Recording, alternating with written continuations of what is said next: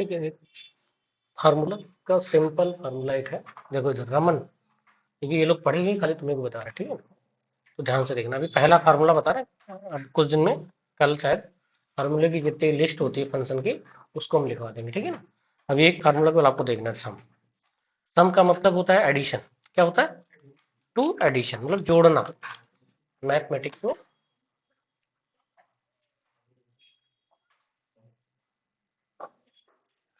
Addition मतलब जोड़ना होता है, ठीक है ना, जोड़ेगा, ठीक है।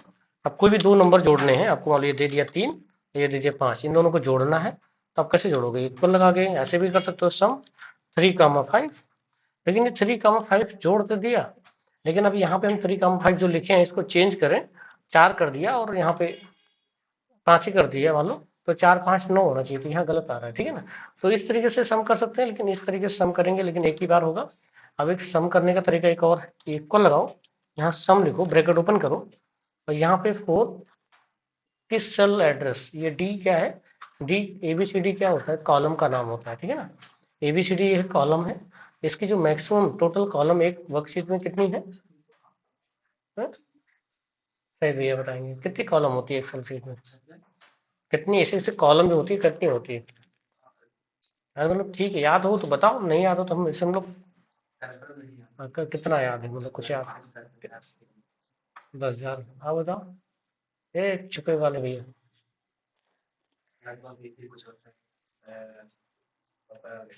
16,384 कितना? हाँ, एक वर्कशीट के अंदर मतलब एक फाइल पेज के अंदर, जिसमें मतलब फाइल नहीं है, फाइल तो पूरा वर्कबुक है, एक पेज के अंदर आपका 16,384 कॉलम है। और रो की बात करेंगे, रो भी याद है किसी को? रो, रो बहुत है, 10,48,576। कितना? 1, 2, 3 जो आपका दिख रहा है यहाँ 15 पे दिख रहा है मैक्सिमम, लेकिन इस मैक्सिमम जो है 10,48,576 मतलब 576 इतने हैं एक वर्कशीट के अंदर, ठीक है ना। तो D7 मतलब इस 4 जहां लिखा हुआ है इसका एड्रेस है, डी मतलब कॉलम, 7 मतलब रो, तो D7 इस सेल का एड्रेस हो गया, D7, ठीक है ना।